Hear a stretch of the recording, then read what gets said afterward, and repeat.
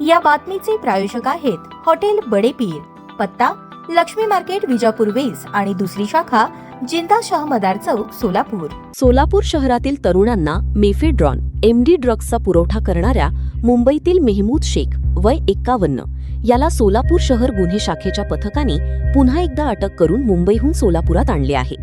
यापूर्वीही MD drugs प्रकरणात त्याला अटक करण्यात आली होती।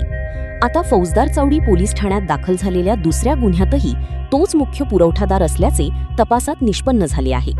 पोलिसांनी दिलेल्या माहितीनुसार फौजदार चावडी पोलीस ठाण्याच्या हद्दीतील जुना पुणा नाका परिसरातून 29 जुलै रोजी रुपेश प्रदीप थडसरे वय 34 राहा मित्रनगर शेळगी याला अटक करण्यात आली होती।